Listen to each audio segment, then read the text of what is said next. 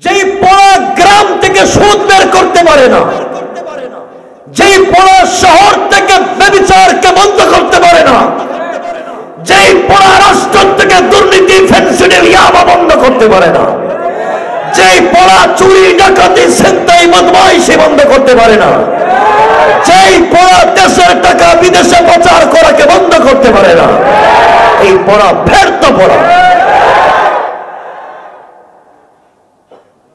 মাদ্রাসায় পড়েন, শুনবেন কি বলতে চাই।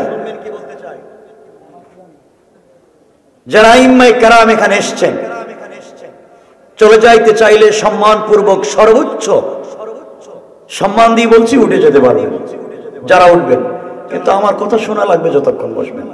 ডোন্ট মাইন্ড, কোনো রাগ করা যাবে না।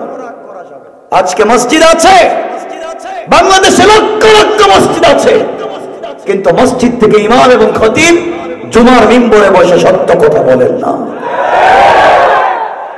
যদি বলতেন এক এক গ্রামে 4-5টা মসজিদ থাকে, তাহলে গ্রাম চেঞ্জ হয় না কেন? চোরের জায়গায় তো চোর আছে, জেনার জায়গায় তো জেনা আছে, সবই তো আছে। মসজিদের জায়গায় মসজিদ আছে, সমাজে তার বাস্তব প্রতিফলন নাই কেন? গোটা মদিনায় তো একটা মসজিদ ছিল, মসজিদ আন-নববী। এই মসজিদ থেকে তো গোটা রাষ্ট্র প্রতিষ্ঠা হয়েছে, হয় নাই? আপনার মসজিদ থেকে আপনার পঞ্চায়েত ঠিক হয় না কেন? কথাগুলো বুঝবেন।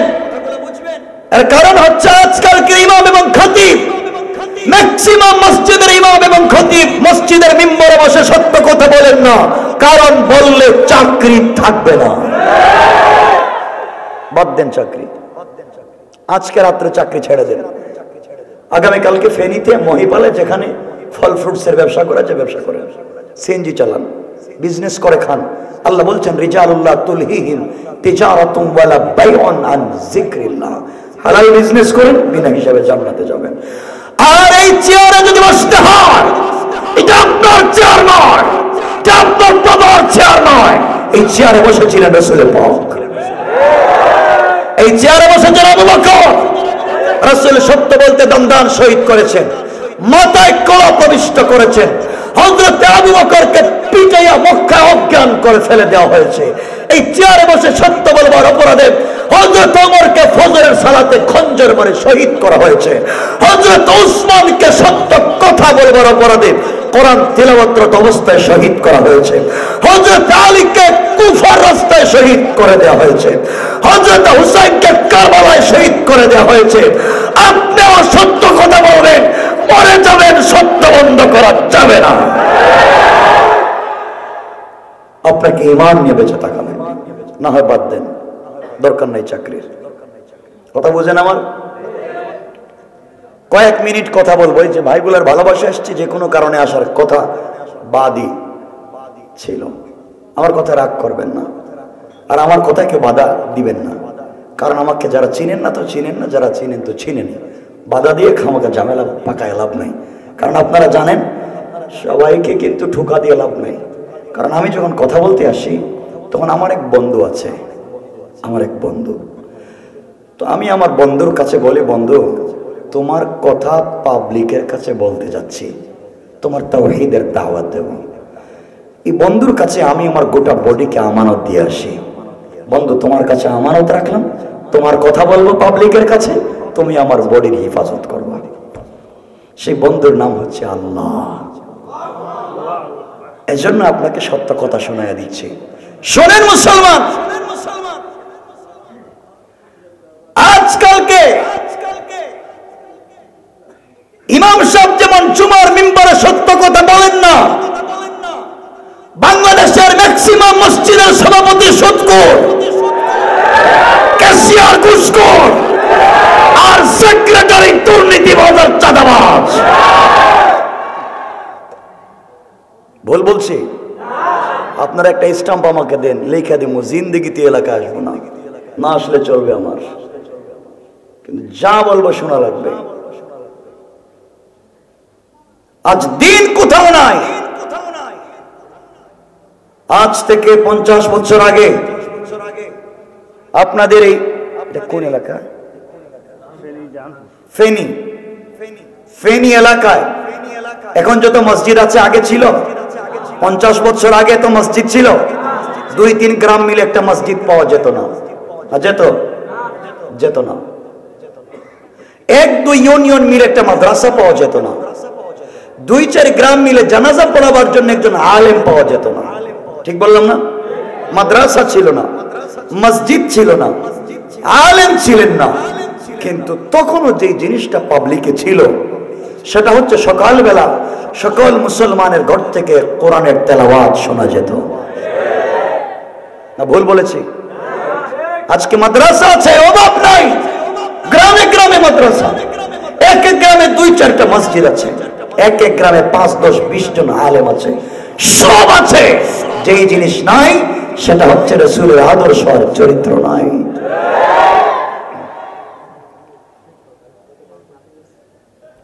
আমি জানি না আপনাদের এলাকার কন্ডিশন, আমি আসিনি কখনো।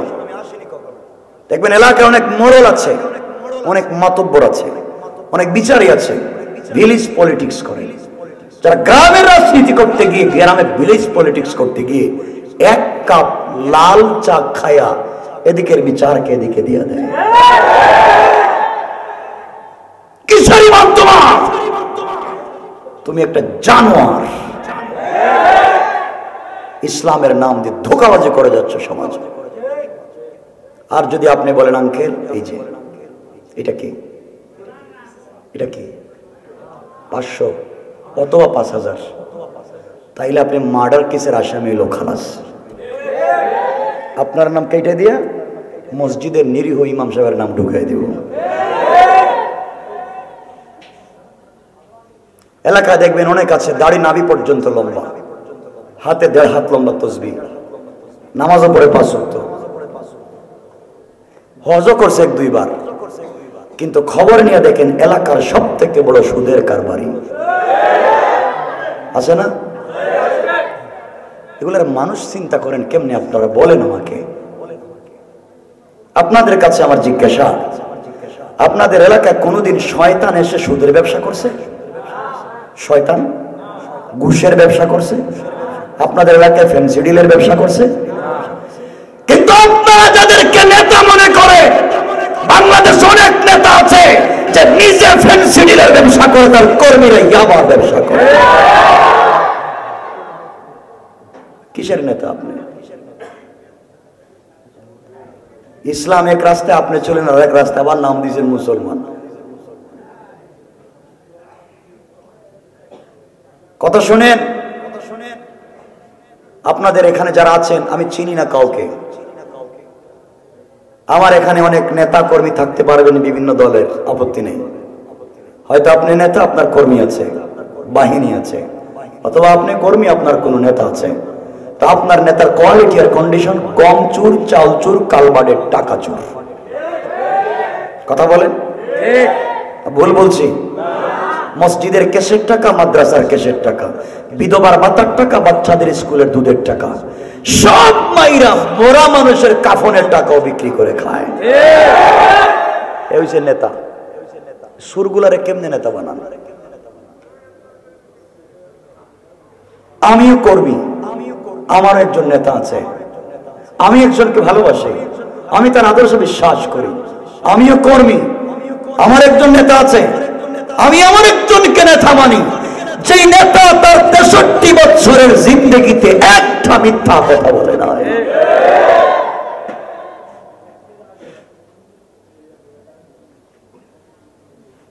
শোনেন, আমার কথা অনেকে রাগ করবেন আমি জানি, কিচ্ছু করার নাই আমার, কিচ্ছু। ইন্নাকা লা তাহদি মান আহবাবতা, আমি ভালোবাসলে আপনাদেরকে হিদায়াত করতে পারবো না, বা আমি হিদায়াত হব না আপনাদের ভালোবাসায়। আল্লাহ বলছেন আমি চাইলে হবে। কথা বলেন না কেন? বাংলাদেশটাকে 2টা গ্রুপ নষ্ট করে দিচ্ছে, 2টা গ্রুপ। ওটা দুনিয়ায় আজকে Bosnia, Chechnya, Somalia, Sudan, Afghanistan, Arakan, Palestine, Pakistan, Bangladesh, Burma, Bharat, Syria, Kashmir, একটা রাষ্ট্র নাই যেখানে মুসলমানেরা জালেমের জুলুমের শিকার না। ঠিক বললাম না? ওটা দুনিয়া যখন বিষাক্ত, ওই সময় বাংলাদেশে 2টা গ্রুপ, ইসলামের বিরুদ্ধে কাজ করে যাচ্ছে। একটা গ্রুপ সুশীল সমাজ নামদারি প্রগতিশীল নাস্তিক্যবাদকে যারা সমর্থন করে, তারা সুকৌশলে আমাদের ইউনিভার্সিটির যুবক জেনারেশনকে ডিভাইডেড করে ইসলাম থেকে ফিরিয়ে নিয়ে যাচ্ছে। কথা বলেন না কেন? কলেজে পড়ে, ইউনিভার্সিটিতে পড়ে দাড়ি রাখতে পারে না, দাড়ি রাখলে জঙ্গি। পাঞ্জাবি পড়তে পারে না, তালেবান হয়ে যায়। টাকনুর উপরে প্যান্ট পড়তে পারে না, তাকে পিটাইয়া মাইরা ফেলা হয়। কথা বলেন না কেন? একটা গ্রুপ, যেমন এই গ্রুপে বর্তমানে যোগ দিয়েছেন আমাদের ডক্টর জাফরুল্লাহ স্যার, সম্মান করে বলছি। আর আরেকটা গ্রুপ আছে আশিক রাসূল নামদারি ভণ্ড পীর, আছে না? খানকায় বৈশাখ, পীরের অভাব নেই বাংলাদেশ। এত পীর থাকতে দেশের এত অবস্থা খারাপ কেন? মানে রাখবেন মুসলমান, সব কথা, ইসলাম এত সহজ জিনিসের নাম নয় যে চাইলাম আর জান্নাতে চলে গেলাম। আল্লাহ বলছেন আম হাসিবতুম আন তাদখুলুল জান্নাহ, এত সহজ জিনিস জান্নাত, এত সহজে জান্নাত। অথচ তোমাদের আগে যারা চলে গেছে এদের মতো জুলুম নির্যাতন তোমার উপরে চলে নাই, সোজা সোজা জান্নাত। এত সহজ নয়। আমি উলামায়ে কেরামকে বলছি, রাসূল পাক সাল্লাল্লাহু আলাইহি ওয়াসাল্লাম মসজিদে নববীর ইমাম ছিলেন না? ছিলেন না? এতটুকুনি কথা বলেন না কেন? তিনি এই মসজিদের খতিব ছিলেন না? ছিলেন না? ওনার দুটো মাদ্রাসা ছিল, মাদ্রাসা দারুল আরকাম, মাদ্রাসা সুফা। এই মাদ্রাসার শিক্ষকও তিনি ছিলেন। ঠিক বললাম না? ইমাম ছিলেন, খতিব ছিলেন, শিক্ষকও ছিলেন। এই দায়িত্ব শেষ? তাহলে আমরা তো ইমাম, খতিব আর শিক্ষক, এরপরে তো আমাদের কোনো দায়িত্ব নাই। নবীজি যেমন মসজিদের ইমাম ছিলেন, তিনি যুদ্ধের ময়দানে সেনাপতিও ছিলেন। এই সুন্নত নাই কেন আপনার কাছে? রাসূল সুতার টুপিও পরেছেন, প্রয়োজন বোধে লোহার টুপিও পরেছেন। এই সুতার কাপড়ও পরেছেন, প্রয়োজন বোধে লোহার কাপড়ও পরেছেন। যেই নবীজি মসজিদের ইমাম ছিলেন, মাদ্রাসার শিক্ষক ছিলেন, তিনি মদিনার রাষ্ট্রের প্রেসিডেন্টও ছিলেন। ছিলেন না? ছিলেন। কথাগুলো মনোযোগ দিয়ে শুনবেন। রাসূল যে প্রেসিডেন্ট ছিলেন, তার সংসদ ভবনটা কোথায় ছিল? কোথায়? কিছু বলতে পারে না? কোথায়? মসজিদে। আপনাদের এই পুরা ফেনী এলাকায়, এখন আপনারা উঠেন এখান থেকে 4 জন, পুরা ফেনী এলাকা মোটর সাইকেল দিয়ে ঘুরবেন, ঘুরে দেখবেন একটা মসজিদ খোলা নাই, সব তালা দেওয়া। কথা বলেন না? মসজিদ তালা কেন? মসজিদ কি গুদামঘর? তালা দেওয়া কেন? যে আমরা নামাজ পড়ি, নামাজ পড়বার জায়গা মসজিদ না। নামাজ পড়বার জায়গা মসজিদ শুধু নয়, আল্লাহ বলেছেন যারা মুসলিম তাদের জন্য গোটা জমিনটা নামাজের জায়গা। যেখানে নামাজের সময় হবে সেখানে নামাজ পড়বে। বিমানে যদি থাকে সময় হয়ে যায় ওখানে নামাজ পড়বে। পানির নিচে যদি ডুবন্ত থাকে ওয়াক্ত হয়ে যায় ওখানে নামাজ পড়বে। ঠিক বললাম না? জায়গার প্রয়োজন নাই, যেখানে চাইবে ওখানে সালাত পড়বে। তাহলে মসজিদের প্রয়োজনীয়তাটা কি? মসজিদের প্রয়োজনীয়তা ছিল যেই মসজিদ থেকে নামাজ কায়েম হয় এই মসজিদ থেকে রাষ্ট্র পরিচালিত হবে। ঠিক কিনা বলেন? মসজিদ ভিত্তিক রাষ্ট্র পরিচালিত হবে। যেদিন আমরা মসজিদকে আলাদা করে দিয়েছি রাষ্ট্র থেকে, এই দিনে আমাদের কপালে বিপদ আসছে। কি সুন্দর মুসলমানরা আমাদের উমর, আমাদের আর কলিজার টুকরা উমর, কলিজার টুকরা আবু বকর। তো আবু বকর উমর কি শুধু খুরমা পুলো জিলাপি খাইছে? আমার কথা রাগ করতেছেন আপনারা? করলে কি তো একদিনই তো, রাগ করলে আর কি আমার একে পাওয়া যাবে নাকি? শোনেন, এই যে কোরআন শরীফ, এটাকে আপনারা বানিয়েছেন মক্তবে বাচ্চাদের পড়াবার বই।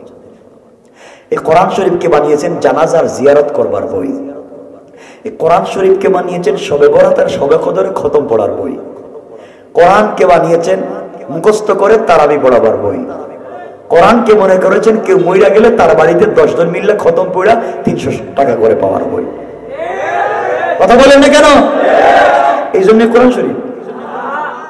এই কাজ ছাড়া তো আর কোনো কাজ দেখি না করতে। কেমনে বোঝায় ইসলামটা? এই কাজের জন্য যদি আল্লাহ কোরআন দিতেন তাহলে 30 পারার দরকার ছিল না, 5 পৃষ্ঠাই যথেষ্ট। তাহলে বিশাল কোরআনে কি আছে?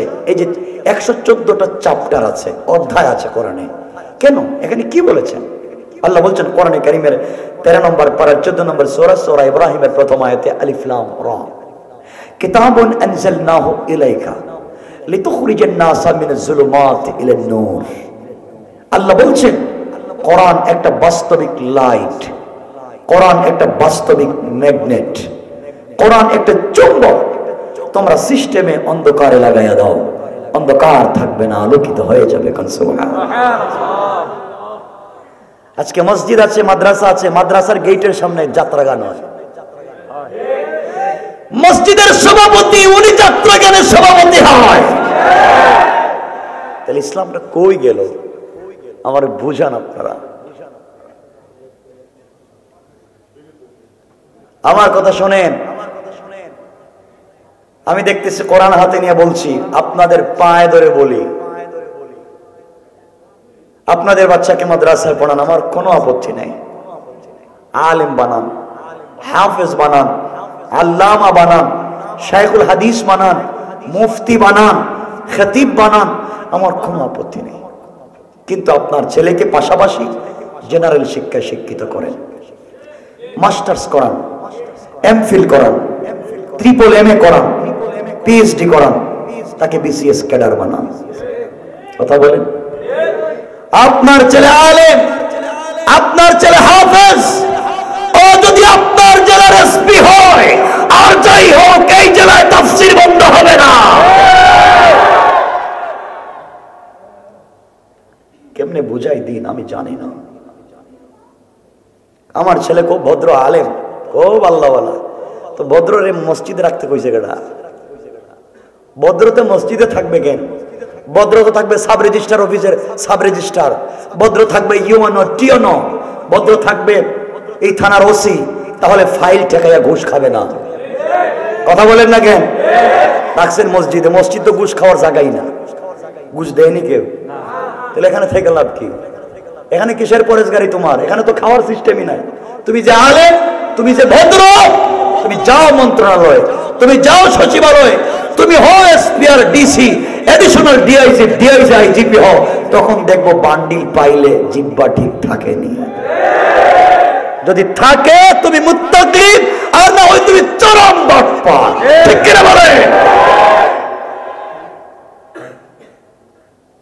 আপনি আলেম, আপনি বলেন আমি খুব ভালো, আমার মেয়ে পর্দা করে। আরে আপনি আলেম তো আপনার বউ আর আপনার মেয়ে তো পর্দা করবেই। হ্যাঁ, মাদ্রাসায় পড়ে মেয়ে, আমি পর্দা করি, তো তোমার পর্দার এটার কোনো গুরুত্বই নাই। তুমি মাদ্রাসায় পড়ো, পর্দা না করলে তো মাদ্রাসায় ঢুকতেই পারবে না। কথা বলো না কেন? তুমি মাদ্রাসায় পড়ো, ছেলে আমি দাঁড়িয়ে রেখেছি, আমি পাঞ্জাবি পরে, তোমার এটা কোনো গুরুত্বই নাই। তুমি মাদ্রাসায় প্যান্ট শার্ট পরে যাইতে পারবে না। কথা বলেন না কেন? মাদ্রাসার সিস্টেমই হচ্ছে পাঞ্জাবি, তোমার এটার কোনো গুরুত্ব নাই।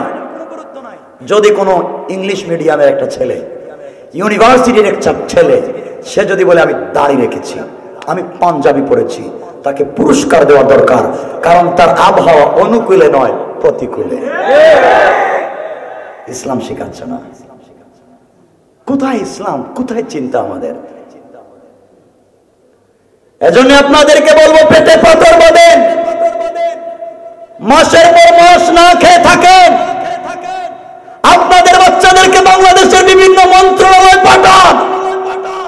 আমি চাই এমন একটা বাংলাদেশ দেখতে চাই যে আপনার থানার ওসি উনি জেনারেল শিক্ষায় শিক্ষিত ওসি হবে, আবার নামাজের সময় হয়ে গেলে তার সঙ্গী সাথে নিয়ে ইমামতি করবেন।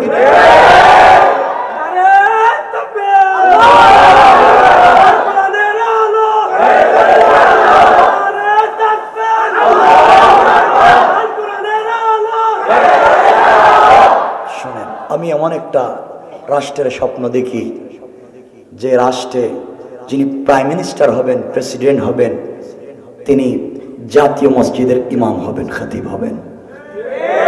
কথা বলেন না কেন? মদিনার রাষ্ট্রের ইমাম, মদিনার রাষ্ট্রের প্রেসিডেন্ট যিনি ছিলেন, তিনি মদিনার মসজিদের ইমাম ছিলেন। হ্যাঁ, তা আপনার নাই কেন? কেন নয়? ইসলামটাকে কি মনে করেছে আমরা জানি না। সব বিজনেস চলতেছে, শুধু পেট, বম্বাস্টিক মার্কা পেট, খাওয়ার ঘুমাও। ইসলাম তো চলে যেতেছে, খবর নাই। শোনেন, চোখে আঙ্গুল দিয়ে বুঝিয়ে দেই, এই পৃথিবীর একজন বিশ্ববিখ্যাত সন্ত্রাস ছিলেন, সন্ত্রাস ডাকাত, যার নাম উমর ইবনুল খাত্তাব। বিশ্ববিখ্যাত সন্ত্রাস, যার কাছে মাথা কাটা ডাল ভাত। বলবেন টাকা নেও, সকালে মাথা লাগবে না, বিকালে কাইটাইনা দিয়ে দিব। ঠিক বললাম? যে লোকটা রসুল পাকের মাথা কাটতে গিয়েছিল, এ সাধারণ পাবলিক? কথা বলেন না কেন? সাধারণ। যে লোকটা রসুল পাকের মাথা কাটতে চাইলো, ওই লোকটা তো মাথা কাটলো না, বরং পুরা জিন্দগিটা রসুল পাকের কদমে ছেড়ে দিল। এই অমর হয়ে গেলেন মদিনার রাষ্ট্রের এক যুগের খলিফা, প্রেসিডেন্ট। আপনাদের কাছে জিজ্ঞাসা, আমার এই পৃথিবীর কোন ইউনিভার্সিটির স্টুডেন্ট না, স্টুডেন্ট। কত ছিল? গরু রাখাল, এই উটের রাখাল। অমর ছিল উটের রাখাল আর ডাকাত। বানায় দিলেন আল্লাহ প্রেসিডেন্ট। কোন ইউনিভার্সিটিতে পড়ছে? হ্যাঁ, পড়ে নাই। তিনি হার্ভার্ডে পড়েন নাই, তিনি স্টামফোর্ডে পড়েন নাই, কুইন মেরিতে পড়েন নাই, তিনি মেট্রোপলিটনে পড়েন নাই, তিনি ইস্ট ওয়েস্টে পড়েন নাই, তিনি বাংলাদেশের নর্থ ডানে পড়েন নাই, নর্থ সাউথে পড়েন নাই। তিনি কোন জেনারেল শিক্ষায় শিক্ষিত ছিলেন না, কোন ইউনিভার্সিটির স্টুডেন্ট ছিলেন না, বরং তিনি পৃথিবীর শ্রেষ্ঠ মহামানবের কাছে পড়েছিলেন আল কোরআন। কথা বলেন না কেন? তিনি যে আল কোরআন পড়ছেন, আমরা কি অন্য কোন আল কোরআন পড়ি না? এই আল কোরআন। তিনি যদি এই আল কোরআন পড়ে ইমামতিও করলেন, মাদ্রাসায়ও পড়ালেন, রাষ্ট্রপ্রধানও ছিলেন, প্রেসিডেন্টও ছিলেন, সেনাবাহিনীর প্রধান ছিলেন, এত কাজ যদি তিনি করতে পারছেন, তো আপনিও তো 16 বছর পড়েন, তো আপনি পারেন না কেন? কথা বলেন না কেন? সমস্যা কোথায়? শুধু মসজিদ মাদ্রাসায় বসে থাকুম আর রাষ্ট্র দিয়ে দিয়েছে চোর ডাকাতদের হাতে। কষ্ট পাচ্ছেন আমার কোথায়? আরেকটু সামনে বইলে দেই, কষ্ট পাচ্ছেন? একটু হাত দেখান তো, কে কে কষ্ট পাচ্ছেন? খাইছে আল্লাহ, কষ্ট হচ্ছে। শোনো, আপনাদের এলাকায় ইমাম, আপনাদের এলাকায় মসজিদে ইমাম রাখেন না? কথা কন না কেন? ইমাম রাখবার সময় কি দেখেন না যে ইমাম আমানতদার কিনা? দেখেননি? কথা কয় না। আমানতদার দেখেন না? ইমাম ভদ্র কিনা দেখেন না? ইমাম ভালো মানুষ কিনা দেখেন না? সব দেখেন, ইমাম রাখেন। যদি শুনেন ইমাম চুর, রাখবেন? সত্য কথা বলবেন, রাখবেন? শুনেন যদি ইমাম ডাকাত, শুনেন যদি ইমাম ফ্যান্সি ডিল ব্যবসা করে, কালবারের টাকা মারছে, রাখবেন না? কেন? কেন না? ওর চরিত্র ঠিক নেই, এই তো। হ্যাঁ, আমার মুসলমান বন্ধুগণ, গভীর মনোযোগ। আপনার এলাকার মসজিদে 3, 4, 500 জন মুসল্লির ইমাম, আমানতদার না হলে ইমামতি চলে না, ডাকাত হলে ইমামতি টিকে না, চোর হলে ইমামতি টিকে না, ফেন্সিডিল ব্যবসায়ী হলে ইমামতি টিকে না।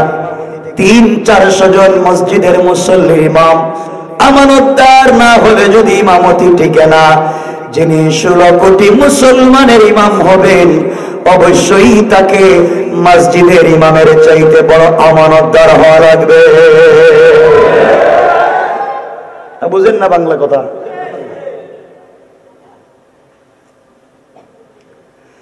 300-400 জন মুসল্লির ইমাম আমানতদার না হলে চলে না, তাইলে চোর ডাকাত ফেন্সিডিল ব্যবসায়ী আবা ব্যবসায়ী দুর্নীতিবাজদেরকে যারা ইমাম বানাইছে ইমামও যাবে জাহান্নামে, আর মুসল্লি যারা ভোট দিয়ে ইমাম বানাইছে তারাও যাবে জাহান্নামে। ঠিক কিনা বলে? ইমামতি পাইছেন সহজ ইসলাম, আমরা এগুলাতে নাই। আর মসজিদ মাদ্রাসা তো সুবহানাল্লাহ সুবহানাল্লাহ সুবহানাল্লাহ ইসলাম। আমরা জানি আমার কথা আপনাদের কষ্ট লাগবে, আমি জানি। আমার মুসলমান বন্ধুগণ গভীর মনোযোগ, মনে করেন আপনাদের এই ফেনী থেকে একটা বাস গাড়ি যাবে ঢাকা শহরে। কোথায় যাবে? কি গাড়ি? সবাই বলেন না। সিট আছে 40টা। কয়টা? 40টা সিটের গাড়ি যাবে ঢাকা। প্যাসেঞ্জার 40টা সিটের 10টা সিটে বসেছে বাংলাদেশের বিশ্ববিখ্যাত 10 জন শায়খুল হাদিস, আরো 10টা সিটে বসেছেন বাংলাদেশের বিশ্ববিখ্যাত 10 জন পীর। কয়টা গেছে? সবাই বলেন। আরো 10টা সিটে বসেছেন বাংলাদেশের বিশ্ববিখ্যাত 10 জন আল্লামা খতিব। আরো 10টা সিটে বসেছেন বিশ্ববিখ্যাত 10 জন মুফতি। কথা বলেন। গাড়ির 40টা সিটে শায়খুল হাদিস, আল্লামা, পীর, মুফতি, বড় বড় আলিম 40 জন গাড়ির ভিতরে বসেছেন। 40টা প্যাসেঞ্জারের সিট ফিল আপ। আপনাদের কাছে আমার জানার বিষয়, এই গাড়ির মতো বরকতি ভালো গাড়ি কি আর আছে? কথা বলে।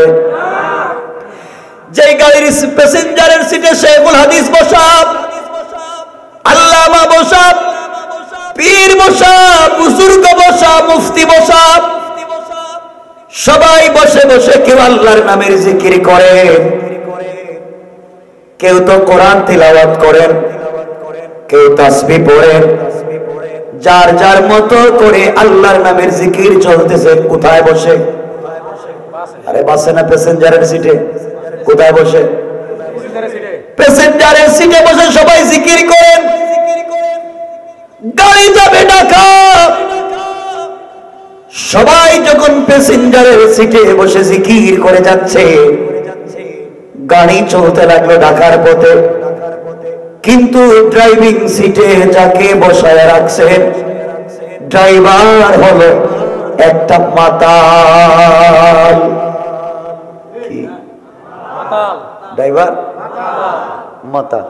আর প্যাসেঞ্জারের সিটে সব আল্লাহওয়ালা। প্যাসেঞ্জারের সিটে বসে সবাই জিকির করে যায়, ড্রাইভিং সিটে মাতালকে বসাইয়া রেখেছে। মাতাল ড্রাইভার যখন গাড়ি চালায়, চালাতে চালাতে মেঘনা নদীর সামনে ব্রিজে যাওয়ার পরে মেঘনা ব্রিজে গাড়ি না উঠাইয়া মাতাল ড্রাইভার গাড়ি মেঘনা নদীতে ছাইড়া দিছে। মেঘনা নদীতে গাড়ি যখন ছাইড়া দিল, গাড়িও ডুবেছে, গাড়িও ভাঙছে, ড্রাইভারও মরেছে, কিন্তু প্যাসেঞ্জারের কিছু হবে না। কয় হবে? ওমা হবে না? কয় হবে? হবে। পিসা বুঝুন না? পিসাব তো মুফতি সাহেব সব সমস্যা। সমস্যা ড্রাইভার মাতাল। সব তো ঠিক আছে, ড্রাইভার মাতাল, সব গেছে গা। ঠিক না? সুতরাং ফেনী থেকে ঢাকা পর্যন্ত বসতে হলে প্যাসেঞ্জারের সিটে বসে জিকির করে লাভ নাই। গাড়ি যদি ভালো রাখতে হয়, 40 জন প্যাসেঞ্জার যদি ভালো থাকতে হয়, ড্রাইভিং প্যাসেঞ্জারের সিটে বসে জিকির করে লাভ নাই। ভালো অবস্থায় সবাই পৌঁছতে হলে আগে ড্রাইভার ড্রাইভিং সিটে মাতাল ড্রাইভারকে পাল্টাও।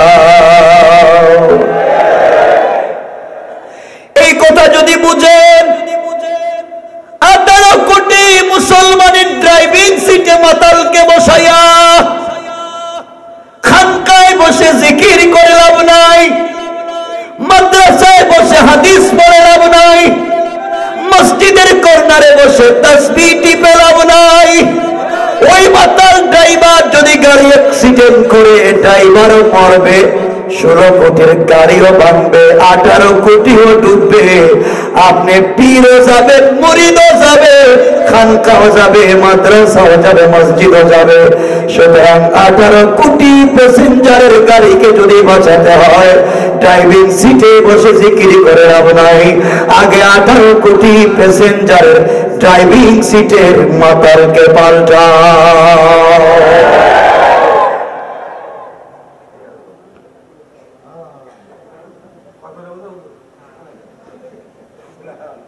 ওয়াজ বুঝেন আমার না, বুঝেন না মনে হয়, কারণ আসি নাই তো কোনোদিন, বুঝবেনও না আমার কথা। বুঝেন আমার মুসলমান বন্ধুগণ, সুতরাং সমাজকে পরিশুদ্ধ করতে গেলে old testament, new testament, gospel, Bible, Gita, Veda, Tripitaka, secularism, communism, মার্ক্সবাদ, পুঁজিবাদ, সমাজতন্ত্র, কোন তন্ত্র মন্ত্র দিয়ে সমাজের মানুষের চরিত্রের পরিবর্তন করা যাবে না। এই সমাজের মানুষের চরিত্রের যদি পরিবর্তন করতে হয়, একমাত্র আল কোরআন ছাড়া বিকল্প কোন রাস্তা নাই। এখন ঠিক না? কিন্তু আজকে তো কোরআনের কথা বলা যায় না, শুনেও না কেউ, খালি বাধা দে, মায়ের, খালি মায়ের। ঠিক বললাম না? শুধু গুরুস্থানের ওয়াজ করেন, আর কিছু না। গুরুস্থানের ওয়াজ, কোরআন শরীফ শুধু গুরুস্থানের জন্য নাজিল হইছে। ইমাম সাহেব একবার ছিল রাগী, মনে হয় আপনার ফেনীর ইমাম সাহেব। আজকে আল্লাহ যা করে সুদের বিরুদ্ধে ওয়াজ জুম্মায় না আমাদের চললে সুদের বিরুদ্ধে ওয়াজ ছাইরা দিছে। ডাইন দিকে তাকায় দেখা সভাপতি, এলাকার সব থেকে বড় সুদের কারবারি। ইমাম সাহেবকে আল্লাহ রে আল্লাহ, চাকরি তো গেছে গা, করলামটা কি আজকে?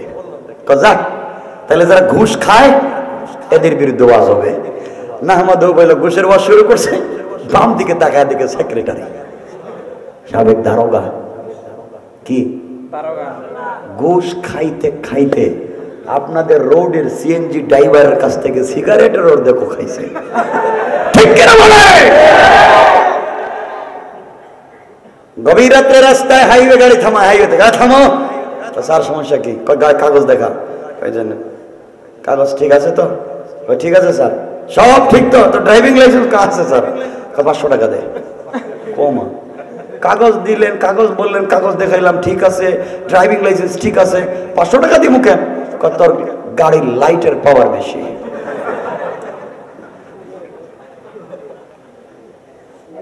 চিন্তা করছেন?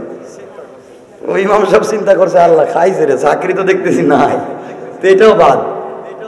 তাইলে যারা পাবলিকের জমি দখল করে, বিধবার ভাতার টাকা মাইরা খায়, রাস্তা ছোট কইরা দেয়, এর কাছ থেকে টাকা খায়, ওর কাছ থেকে টাকা খায়, এদের বিরুদ্ধে একটা ওয়াজ করে দিই। সামনে তাকায় দেখে ক্যাশিয়ার, সাবেক চেয়ারম্যান, সব না ভালো মানুষ আছে, বেচারা খাইতে খাইতে এতিমের টাকা, বিধবার টাকা, বৃদ্ধের টাকা, কালবাডের টাকা, মসজিদের টাকা, মাদ্রাসার টাকা সব খায়া শেষ। ইমাম সাহেবকে চাকরি তো নাই, তাহলে আল্লাহ মাফ করো, গুরুস্থানের ওয়াজ করি। সব বাদ দিয়ে গুরুস্থানের ওয়াজ শুরু করে দিচ্ছে। গুরুস্থানের ওয়াজ যখন শুরু করছে, সভাপতি মাশাআল্লাহ মাশাআল্লাহ মাশাআল্লাহ, সেক্রেটারি আলহামদুলিল্লাহ, খুব মজার ওয়াজ, শান্তি পাইতেছি। ক্যাশিয়ার কো জাযাকাল্লাহ হুজুর, যে ওয়াজ করছেন আগামী মাসে 500 টাকা বেতন বাড়াইয়া দিলাম। আল্লাহ কই ইমাম সাহেব 500 টাকা পাইছো না, কবরে আসো, তোমার খবর আছে। কথা বলেন না কেন? আমার কথা মনে রাগ করতেছেন আপনারা? শোনেন, এই দেশ থেকে যারা ইসলামকে মুছে দিতে চান, আপনাদেরকে একটা সুসংবাদ শোনাইয়া দিই। সুসংবাদ, দুঃসংবাদ না। এই ভারতের এশিয়া মহাদেশের সর্বাত্মক মুসলমান, ইন্দোনেশিয়ার জাকার্তা থেকে মরক্কোর রাবাত পর্যন্ত 850 বছর শাসন করেছে মুসলমানেরা। মুসলমানেরা যদি পর ধর্ম একটা টিকিও খুঁজে পাওয়া যেত না। আমরা এমন জাত না। শোনেন, আমাদেরকে তো দুঃখ লাগে কথাগুলা, কেউ কিছু কইলে কই ঘাড় ভাঙ্গে দেব, কেমনে করবে, হাত ভেঙ্গে ফেলে দেব, বুড়িগঙ্গা বাসায় দিব, মনে হইতেছে আমরা এই দেশের রোহিঙ্গা। কথা কন না, আমরা অনেক বাইসাইছি এই দেশে। শোনেন, এই দেশের সমৃদ্ধ ইতিহাস মুসলমানদের ইতিহাস। এই দেশ মুসলমানেরা বেঁচে আসে নাই। সুতরাং যারা এই দেশের মুসলমানদেরকে গালি দেয়, ইসলামের বিরুদ্ধে কথা বলে, ইসলামী আন্দোলনের কর্মীদেরকে সন্ত্রাস আর জঙ্গি সাজাতে চায়, আল্লাহর কসম বিশ্বনবী সন্ত্রাস না, ওলামায়ে কেরাম জঙ্গি না, মাদ্রাসা মসজিদে বোমা পাওয়া যায় না, ইসলামী আন্দোলনের কর্মীরা তালেবান হয় না। যারা গালি দিয়েছে ওরা পিতৃ পরিচয়হীন হারামজাদা, হারামজাদা, হারামজাদা। ঠিক কিনা রেখা?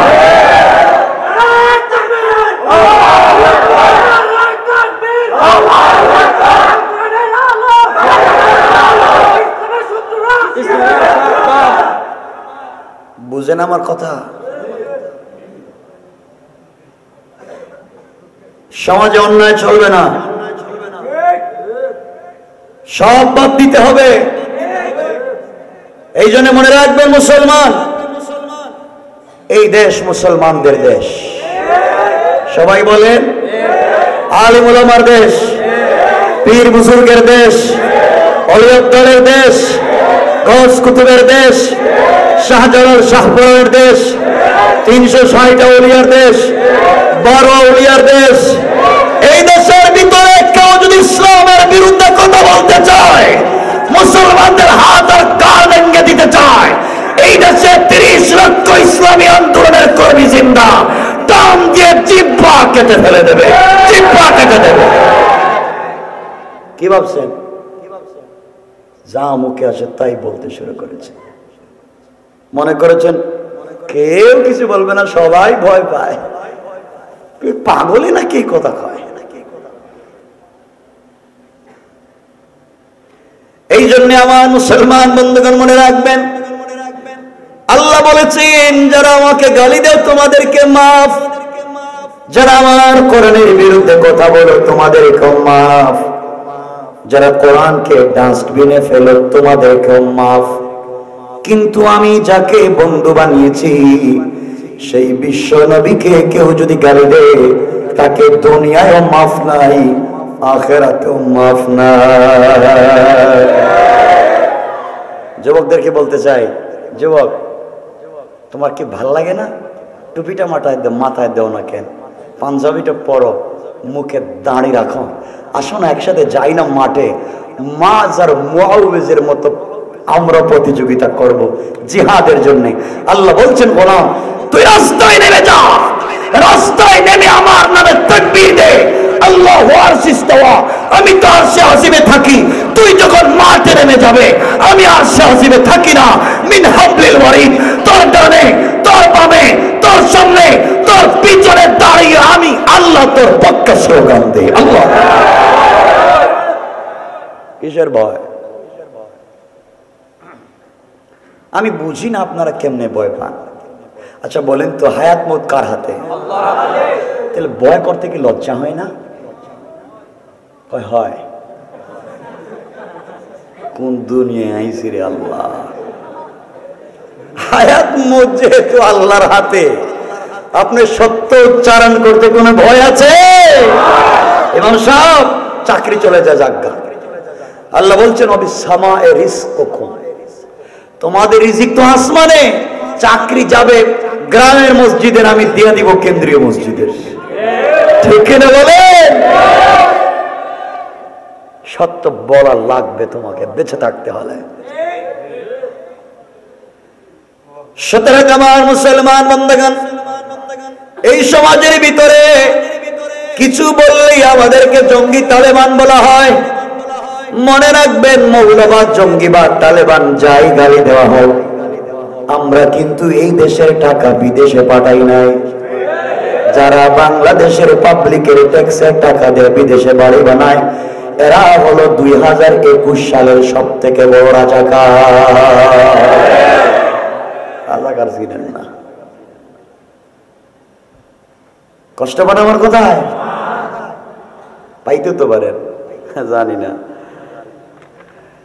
আমার মুসলমান বন্ধুগণ, এই জন্য আমি যে আয়াত পড়েছি, আল্লাহ বলেছেন যারা আমার নবীকে গালি দিবে তাদের হাত ভেঙে দেব। কে বলেছেন? আল্লাহ বলেছেন যারা আমার নবীকে গালি দিবা, আবু লাহাবের হাত, তাব্বাত ইয়াদা আবি লাহাব, আবি লাহাবের হাত যেভাবে আমি আল্লাহ ভেঙে দিয়েছি, যারা আমার নবীকে গালি দিবে তোমরা হাত ভাঙ্গা বুড়ি ভাঙ্গা ফালানো লাগবে না, আমি এমন হাত ভাঙ্গা দিব ফেরাউন নমরুদের চাইতে আরো কঠিন শাস্তি দিতে পারি। ঠিক কিনা বলে? হাত ভাঙ্গা দেবে। তাহলে শুনেন, সামনের দিকে যাই, কারণ 11টা হয়ে যেতেছে। আমার বন্ধুগণ, বিশ্ব নবী যখন দ্বীনের দাওয়াত দেওয়া শুরু করলেন, কোরআনের আয়াত নাযিল হলো, ওয়ানজির আশিরাতাকাল আকরাবিন। বন্ধু, আপনি আত্মীয় স্বজনের কাছে দ্বীনের দাওয়াত দেন, কোরআনের দাওয়াত দেন। এই কথা আল্লাহ বলেন নাই, আল্লাহ বলেছেন বন্ধুরা তাওহীদের দাওয়াত দেন। কিসের দাওয়াত? তাওহীদের দাওয়াত দেন। তাওহীদ মানে এক, একত্ববাদ, বুঝেন তো? এক আল্লাহর দাওয়াত দেন। পাবলিককে মূর্তি পূজার বিরুদ্ধে বুঝান। মূর্তি পূজা করা যাবে না, পাথর পূজা করা যাবে না, আকাশে পূজা করা যাবে না, চন্দ্র সূর্যের পূজা করা যাবে না। তাওহীদের দাওয়াত দিলে মূর্তির বিরুদ্ধে কথা আসবে। সুতরাং মূর্তির বিরুদ্ধে কথা বললে যাদের গায়ে লেগে যায়, মনে রাখবেন এখন তো আবু জাহাল নাই, বর্তমান জমানায় যারা আছে ওরা হলো আবু জাহেলের নাতিপুতি। নবীজির জমানায় আবু জাহাল ছিল, ও ছিল analogue Abu Jahl, analogue update ছিল না। কারণ রাসূলের পাককে দিনের বেলা গালি দিত আর রাত্রে বেলা তারা গিয়ে কোরআন তেলাওয়াত শুনতো, ঠিক নেই? আর বর্তমান জমানার আপডেট আবু জাহেল এমন হয়েছে, দিনের বেলাও গালি দেয়, রাত্র বেলা পিটায়, সুযোগ পাইলে গুম করে, খুন করে, লাশও পাওয়া যায় না। আল্লাহ বললেন বন্ধু দ্বীনের দাওয়াত দেন। বিশ্ব নবী দ্বীনের দাওয়াত শুরু করে দিলেন, সাফা পাহাড়ে আরোহণ করলেন। নবীজি দ্বীনের দাওয়াত দেওয়ার জন্য সকালবেলা ডাক দিয়ে বললেন, ইয়া সাবাহা, মক্কার কুরাইশরা কোথায় আছো? আসো, আমি সাফা পাহাড়ে উঠেছি, তোমাদেরকে একটা সংবাদ দিতে চাই। বিশ্ব নবীর কথা শুনে মক্কার সকল নেতার লিডার সাফা পাহাড়ের কাছে চলে গেল। যারা যেতে পারল না তারা প্রতিনিধি পাঠায়া দিল। বিশ্ব নবী পাহাড়ের উপরে উঠে সবাইকে ডাক দিয়ে বললেন, শোনো, আমি যদি তোমাদেরকে বলি এই মুহূর্তে তোমাদের বিরুদ্ধবাদীরা, তোমাদের প্রতিপক্ষ তোমাদের উপরে আক্রমণ করবে, আঘাত করবে, তোমরা কি আমার কথা বিশ্বাস করবে? সকল কুরাইশরা এক বাক্যে ডাক দিয়ে বলেছে, মুহাম্মদ ইবনে আব্দুল্লাহ, তুমি কোন কথা বলতে দেরি হবে, আমাদের মানতে দেরি হবে না। বিশ্ব নবী বললেন, আসলিম তাসলাম, ইসলাম কবুল করো, শান্তিতে থাকবা, মূর্তি পূজা করা যাবে না। এইভাবে যখন বক্তৃতা করলে নবীজির বক্তৃতা শেষ হয় নাই, মক্কার মানুষ তখন পর্যন্ত কোনো প্রতিক্রিয়া জানায় নাই। এমন সময় নবীজির আপন চাচা আবু লাহাব দাঁড়ায় গেল, হাতে পাথর নিয়ে ডাক দিয়ে বলল, তাব্বান লাকা ইয়া মুহাম্মদ, আলিহাযা জামাতানা দাওতানা। ও মুহাম্মদ ইবনে আব্দুল্লাহ, তোর সারাদিন ধ্বংস হয়ে যা, তুই ধ্বংস হয়ে যা। এই জন্য কি আমাদেরকে দাওয়াত করে একত্রিত করলি? এই তাওহীদের দাওয়াত দেওয়ার জন্য কি আমাদেরকে আনলে?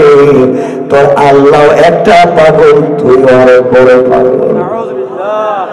সবাই বলেন না নাউজুবিল্লাহ। মক্কার মানুষ কোনো প্রতিক্রিয়া ব্যক্ত করে নাই। এখন পর্যন্ত মক্কার মানুষ নবীজির ওয়াজ শুনে কোনো কিছু বলে না। সবার আগে বিশ্ব নবীকে গালি দিল যে, বাধা দিল যে, সে কি? কথা বলেন না, শুধু চাচা, শুধু আপন চাচা, বিআই বিআই। নবীজির দুইটা মেয়েকে আবু লাহাবের দুই ছেলে উতবা এবং উতাইবার কাছে বিয়ে দিয়েছিলেন। বিআইও চাচাও আরেকটা বড় পরিচয়, সেটা হচ্ছে নবীজির ঘরের লোক। চাচা কি বাইরের লোক হয় না ঘরের লোক? তাহলে যেই ব্যক্তি সর্বপ্রথম দ্বীনের দাওয়াতে বাধা দিল সে বাহিরের লোক না ঘরের লোক? কথা বলেন না কেন? আজকালকে আমরা দ্বীনের দাওয়াত দেই, যারা দ্বীনের দাওয়াত দেয় পাবলিক আমাদেরকে বাধা দেয় না, আমাদেরকে সর্বপ্রথম বাধা দেয় আমাদের মতো পাঞ্জাবিওয়ালা টুপিওয়ালা ঘরের লোক। ওই যে আগের সিস্টেমটা বুঝেন না মনে হয়? আচ্ছা, আমার বন্ধুগণ বিশ্বনবী দাওয়াত দিলেন, আল্লাহকে গালি দিল, বিশ্বনবীকে গালি দিল। বিশ্বনবী সাল্লাল্লাহু আলাইহি ওয়াসাল্লাম দুইটা হাত উঠে বলেন, আল্লাহ তাআলা আমাকে গালি দিয়েছে আমার চাচা, আমার যায় আসে না। আগমনী আমাকে মারতে চাইছে, আমার যায় আসে না। আমার দাড়ি ধরে টেনে হেঁচড়ে ফেলে দিয়েছে, আমার যায় আসে না। কিন্তু আল্লাহ তাআলা তোমাকে পাগল বলে গালি দিয়েছে, আমার সহ্য হয় না। আল্লাহ ডাক দিয়ে বললেন, বন্ধুরে আমাকে গালি দিয়েছে, আমারও যায় আসে না। আমার কোরআনকে গালি দিয়েছে, আমার যায় আসে না। কিন্তু বন্ধু যারা তোমাকে গালি দিয়েছে সে ঘরের লোক হোক আর যাই হোক, আমি আল্লাহ তাদেরকে ছেড়ে দেব না। কে বলেছেন? ছেড়ে দেব না। নবীজি দ্বীনের দাওয়াত দিলেন, আল্লাহ সূরা লাহাব নাজিল করে বললেন, বন্ধু আমি আবু লাহাবের 2 হাত ধ্বংস করে দিলাম, মানে আবু লাহাবকে ধ্বংস করে দিলাম। অচিরেই সে জাহান্নামে জ্বলবে। পুরা তাফসীর করব না, অনুবাদ করে করে যাব। শেষের দিকে আল্লাহ গিয়ে বললেন, ওয়ামরাআতুহু হাম্মালাতাল হাতাব। আল্লাহ বললেন শুধু আবু জাহালকে ধ্বংস করি নাই, আবু জাহালের স্ত্রী উম্মে জামিল, তাকেও আমি আল্লাহ ধ্বংস করলাম। উম্মে জামিলকে কেন আল্লাহ ধ্বংস করলেন? উম্মে জামিলকে ধ্বংস করার 2টা কারণ। উম্মে জামিল ঘরে ঘরে গিয়ে বদনাম করতে, তোমরা কে রে? তোমরা কি চিনো মুহাম্মদ ইবনে আব্দুল্লাহকে? চিনো না? ও আমার ভাতিজা এবং আমার জামাই 2টা মেয়েকে বিয়ে করেছে, ওকে তোমরা চিনো না? ও খারাপ লোক, ওর ধারে কাছে যাইও না। এইভাবে আমার নবীর বদনাম করতে, দ্বীনের রাস্তায় কাঁটা ফেলে দিত। আল্লাহ বলছেন, ওগো নবীজি আবু লাহাবকে শুধু ধ্বংস করলাম তা না, আবু লাহাবের স্ত্রী উম্মে জামিলকেও আমি আল্লাহ রাব্বুল ইজ্জতুল জালাল ধ্বংস করে দিলাম। কাম সুবহানাল্লাহ। আবু লাহাবের স্ত্রীর বিরুদ্ধে যখন আয়াত নাযিল হইছে, হাম্মালাতাল হাতাব, গরম হয়ে গেছে। কি হইছে? কি হইছে? গরম। রাস্তায় এসে 2টা পাথর নিচে, বড় বড় পাথর নিয়ে খুঁজতেছে, নবীজি কই? মহিলা, এমন মহিলা বাংলাদেশে আছে? আছে? ওরে আল্লাহ রে আল্লাহ, খাইছে। হাতে পাথর নিছে, রাসূলে পাককে মারবে। 2টা পাথর নিয়ে রাস্তায় দৌড় শুরু করেছে। এদিকে আমার নবী আখিরি জামানার পয়গম্বর জনাবে মুহাম্মদ রাসূলুল্লাহ সাল্লাল্লাহু আলাইহি ওয়াসাল্লাম কাবা চত্বরে আবু বকর শুয়ে আছেন। আবু বকরের উরুর উপরে, রানের উপরে বিশ্ব নবী মাথা রেখে কোরআন তেলাওয়াত করতেছেন। উম্মে জামিল দৌড়ে যায়, বিশ্ব নবীকে দুনিয়ার জমিন থেকে খতম করে দিবে। হাতের মধ্যে 2টা বড় বড় পাথর নিয়ে যায়। কাবা চত্বরে গিয়ে দেখে আবু বকর শুয়ে আছে, আবু বকর শুয়ে আছেন, আর কাউকে দেখতে পায় না। দৌড়াইয়া দৌড়াইয়া যাচ্ছে। আবু বকর যখন তাকায়া দেখলেন উম্মে জামিল আসতেছে, নবীজিকে ডেকে বললেন, ইয়া রাসূলুল্লাহ, ইয়া হাবিবাল্লাহ, আপনার চাচি এবং বিয়াই উম্মে জামিল হাতের মধ্যে 2টা পাথর নিয়ে আসতেছে। মনে হয় আপনাকে আঘাত করবে, আপনাকে মারবে। পয়গম্বরে আরবি একজন মহিলা যদি আপনার শরীরে আঘাত করে, এর চাইতে লজ্জার কিছু হতে পারে না, অপমানের কিছু হতে পারে না। আপনি আমাকে বলেন, আমি আবু বকর দাঁড়িয়ে যাই, উম্মে জামিলকে পিটাইয়া ওখান থেকে বের করে দেই, চিন্তার কোনো কারণ নাই। উম্মে জামিল হাতের মধ্যে পাথর নিয়ে আসতেছে, আমি বিশ্ব নবীকে আঘাত করে দুনিয়ার জমিন থেকে উঠায় দিবে। তো আমি শুয়ে আছি, তোমার রানের উপরে মাথা রেখে আমি এই মুহূর্তে কোরআন তেলাওয়াত করব। আল্লাহ রাব্বুল ইজ্জতুল জালাল বলেছেন, বন্ধুরে, কোন বেঈমান বেদিন কাফের যদি আপনাকে মারার জন্য আসে, আক্রমণ করার জন্য আসে, আপনি শুধুমাত্র কেবলমাত্র আমার কোরআন থেকে তেলাওয়াত করবেন। আমি আল্লাহ রাব্বুল ইজ্জতুল জালাল কথা দিলাম, এই কোরআন তেলাওয়াতের বরকতে আমি আল্লাহ ওই কাফেরদের থেকে তোমাকে হেফাজতের জিম্মাদার নিয়ে নিলাম। কাম সুবহানাল্লাহ। বিশ্ব নবী কোরআন তেলাওয়াত চালিয়ে যেতে লাগলেন। উম্মে জামিল সেই আমার নবীর সামনে দাঁড়িয়ে গেল। দাঁড়িয়ে আবু বকরকে ডেকে বলছে, আবু বকর, তুমি এখানে একা একা বসে বসে কি করো? তোমার বন্ধু মুহাম্মদ ইবনে আব্দুল্লাহ কোথায়? সুবহানাল্লাহ। আবু বকর আশ্চর্য হয়ে গেলেন, কি বলে? আমার রানের উপরে বিশ্ব নবীর মাথা, আমি নবীজিকে দুইটা চোখ ভরে দেখতেছি, নবীজি কোরআন তেলাওয়াত করতেছেন শুনতেছি। উম্মে জামিল বিশ্ব নবীর সামনে দাঁড়ায় আমাকে দেখে, নবীজিকে দেখে না। ব্যাপারটা কি? ও যখন দেখে না, আমার বলার দরকার নাই। তিনি বললেন, তুমি যখন হাতে পাথর নিয়ে আসছো, খুঁজা দেখো কই আছে। সুবহানাল্লাহ। তুমি দেখো কই আছে। উম্মে জামিল খুঁজতে লাগলো, কিন্তু মুহাম্মদ নাই। আল্লাহু আকবার। নবীজি আসেননি এখানে? আবু বকর কই, কি রে, বুঝতে পারলাম না, ও আমারে দেখে রাসূলরে দেখে না কেন? এত জোরে জোরে তিলাওয়াত করেন, আরে তাফসীর করতেছে সূরা আল-আহজাব। শুনেন, আমারে দেখে নবীজিরে দেখে না, ব্যাপারটা কি? যা, এটা নতুন কথা নয়, এটা নতুন কথা নয়। মুসা আলাইহিস সালামের জামানায় সেম একটা ঘটনা, এক দুই মিনিটে বলি, এটা কোরআনের এই সূরা সংশ্লিষ্ট। ফেরাউন যখন ঘোষণা করলো মুসা পৃথিবীতে আসতে পারবে না, ঘটনা বলছি না, শুধু বুঝাচ্ছি, এই পৃথিবীতে মুসা নামে কেউ আসতে পারবে না, কারণ স্বপ্নে দেখেছে মুসা আসলে তার ফেরাউনই শেষ। এজন্য ফেরাউনের ছেলেদেরকে শুধু জবাই করে, জন্ম নিলেই মারে। তো যেই বছর জবাই করে মারে, এইভাবে চলতে লাগলো কয়েক বছর। মারতে মারতে দেশে পুরুষ শূন্য হয়ে গেছে। সবাই বলল, স্যার এভাবে যদি মায়ের শুরু করেন তো আমাদের কাজ করার মতো তো লোক নাই, তাহলে 1 বছরের ছেলেদেরকে ছাইড়া দেন আর 1 বছরের বাচ্চাদেরকে মাইরে ফেলান। ঠিক আছে। যেই বছর মারার কথা, এই বছর জন্ম নিয়েছেন মুসা। আল্লাহ আকবার বললেন না? আল্লাহ কয়, ও ফেরাউন, তুই মুসারে আটকাইতে চাস আর আমি আল্লাহ মুসারে দিতে চাই। তুই কৌশল করছস বাচ্চাদেরকে কচু কাটা করে মুসাকে আটকাবে, আর আমি চাইলাম মুসাকে তোর গড়েই দিব। আর আসতে কোন তুই কি কৌশল করিস? আমার মতো কৌশল পারবে?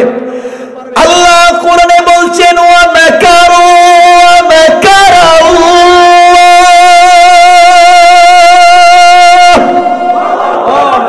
ওয়াল্লাহু খায়রুল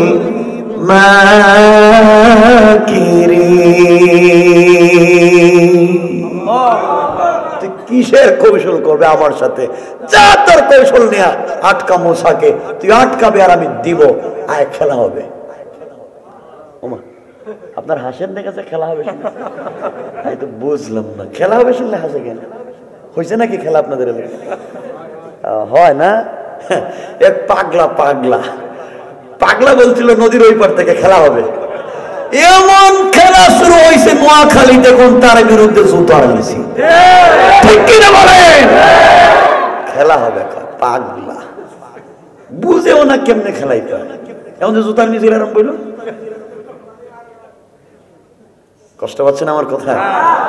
কত কথাই তো মনে আসে, এমনি বিপদে আছে আমার বন্ধুগণ। আল্লাহ বলছেন, ফেরাউন খেলা হবে, তুই আটকা, আমি দিব।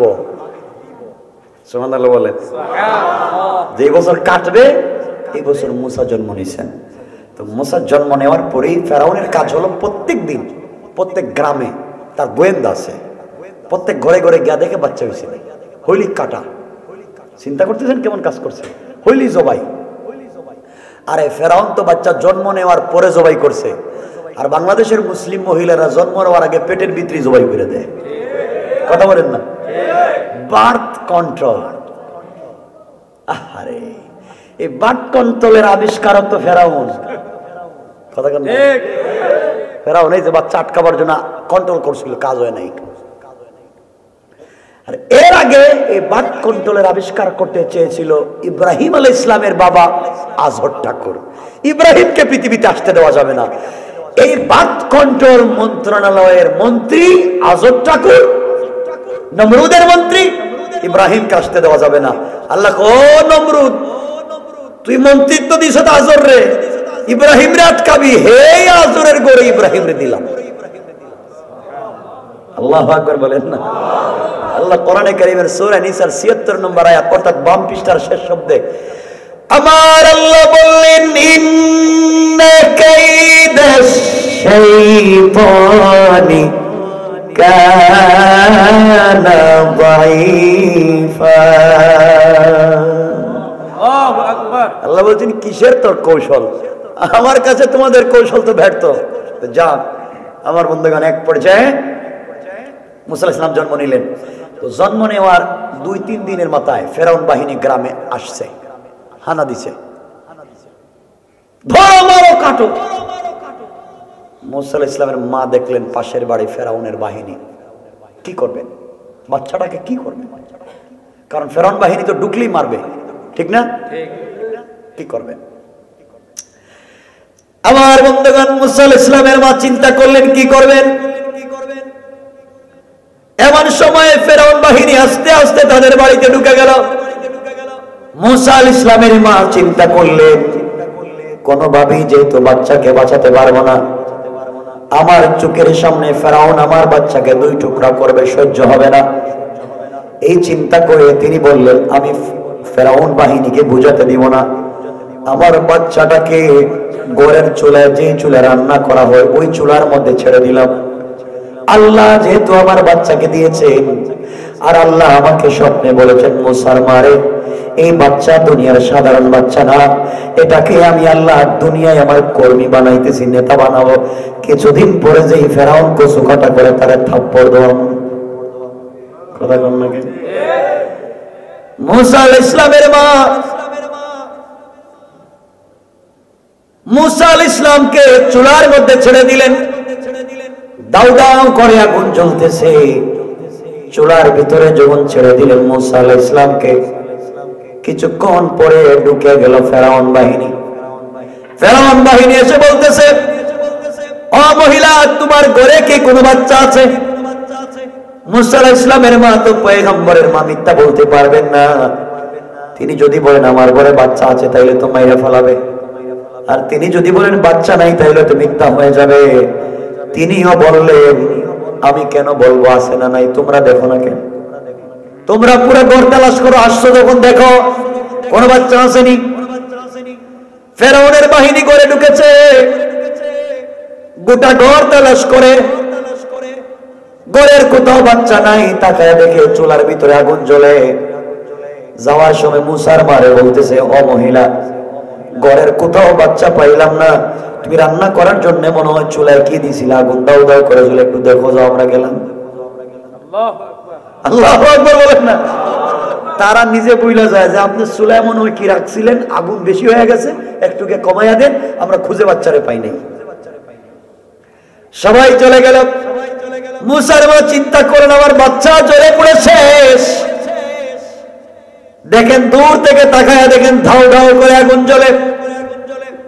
কলিজা ছেড়ে চিৎকার করে চুলার কাছে গেলেন, গিয়ে দেখেন হযরতে মুসা কালিমুল্লাহ দাউ দাউ করা জ্বলা অগ্নির মধ্যখানে বসে বসে জান্নাতের ফল নিয়ে খেলা করে।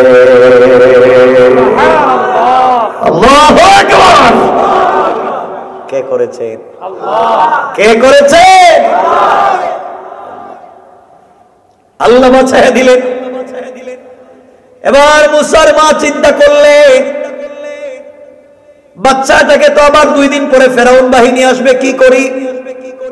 স্বপ্নে তো আল্লাহ আমাকে বলেছিলেন বিপদ হলে বাচ্চাটাকে সিন্ধুকে ঢুকাইয়া নদীতে ছেড়া দেওয়ার জন্য। কে জানি আমার এগুলা স্বপ্নে বলে, আমি তো বুঝি না। এখন আমি সিন্ধুক বানাবো কোথায়, মিস্ত্রি পাবো কোথায়? কথা বুঝেননি? সিন্ধুক বানাবার জন্য তোড়জোড় শুরু করে দিলেন। আবার ফেরাউন বাহিনী আসার আগে ফেলে দিতে হবে।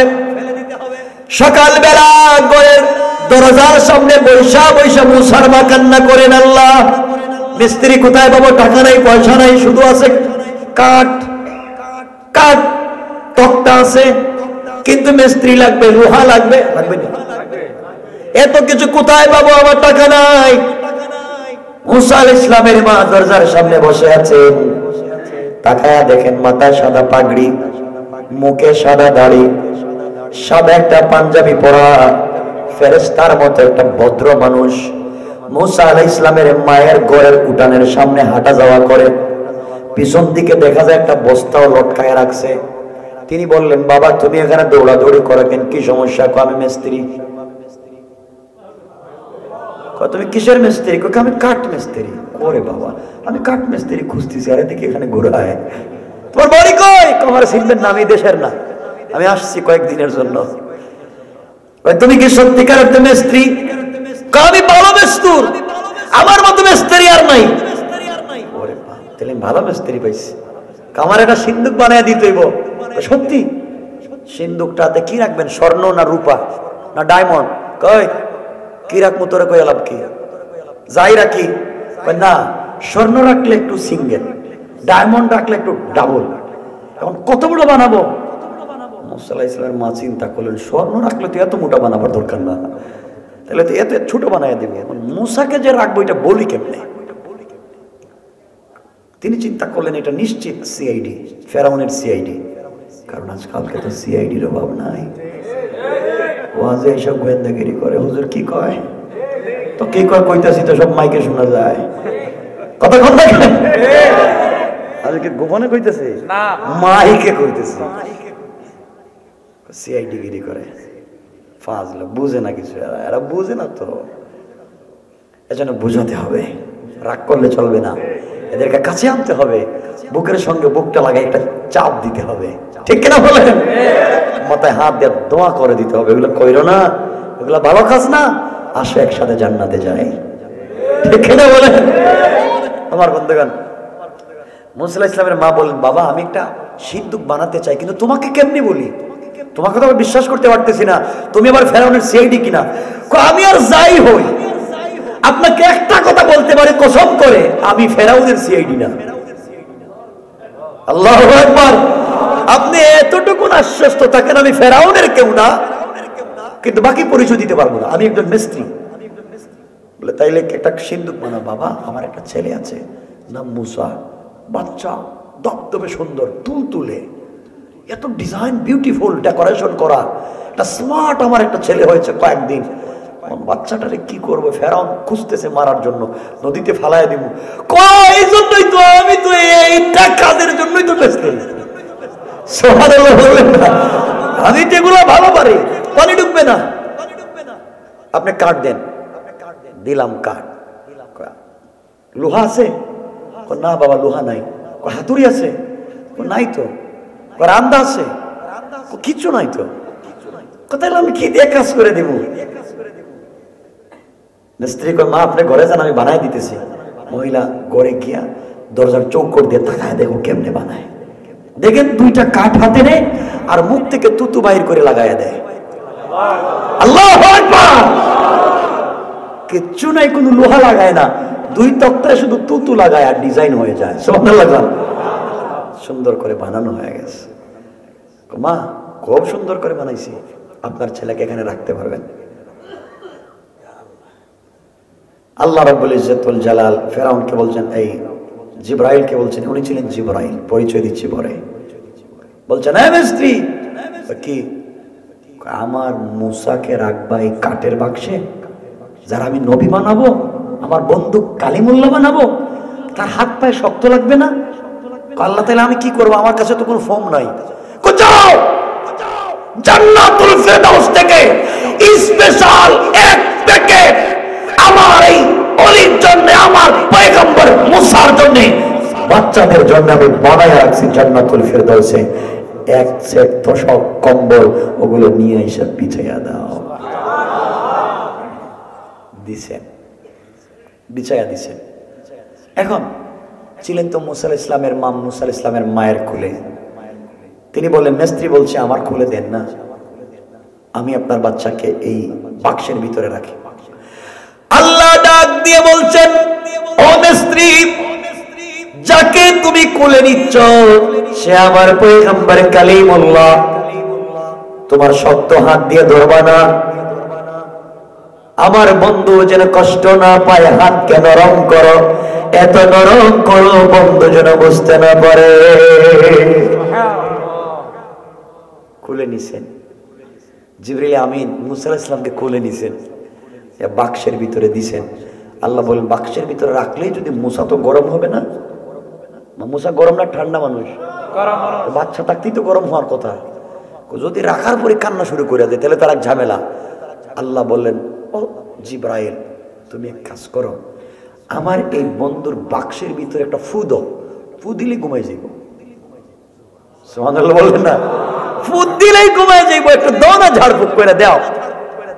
দিছেন, মায়ের কুল থেকে আইনা বাচ্চাকে শোয়াইতে ঘুমাই গেছে। না সুবহানাল্লাহ, এটা আগামী বছর কই লইব। এবার মুসা আলাইহিস সালামের মা বলছেন, বাবা তুমি কে? তোমারে চিনলাম না। এবার মিস্ত্রি ডাক দিয়ে বলছেন, মারে আপনি আমাকে চিনবেন না, আল্লাহ আমাকে আসমান থেকে পাঠাইছেন মিস্ত্রি হিসাবে বক্স বানাইয়া দেওয়ার জন্য। আমি দুনিয়ার সাধারণ কোন মিস্ত্রি না, আমি হলাম আল্লাহর একজন রহমতের ফেরেশতা হযরত জিবরাইল। একটু শান্তি পাইছেন? ও জিবরাইল, এখন কি? এখন এটা আপনি নদীতে ছেড়ে দিবেন বাক্স। আমার ছেলে কাঁদবে না? কান্দার কোনো কারণই নাই। বক্সটাকে, বাক্সকে এমন ভাবে সিন্দুক বানাইছে যে এই দেশের কোন মিস্ত্রি এভাবে বানাতে পারবে না। মানে এই দেশের না, ওই সময়কার দেশের কোন মিস্ত্রি এভাবে বানাতে পারবে না। লোহা লাগবে না? লাগবে না? এখানে লোহা আছে? কিছু নাই। ছেড়ে দিয়েছেন নদীতে। 1-2 মিনিটে বইলে দিব। নদীতে ছাড়ার পরে মুসা আলাইহিস সালামের মা তার এক বোনকে বলছেন, মুসার বোনকে বলছেন, যা তুই জঙ্গলে হাঁটবে আর আমার এই বাচ্চার বাক্সটা নদীতে যাবে, দেখ কোথায় যায়। আমার বন্ধুগণ, মুসা আলাইহিস সালামের বোন জঙ্গল দিয়ে হাঁটে আর বাক্স সামনের দিকে যায়।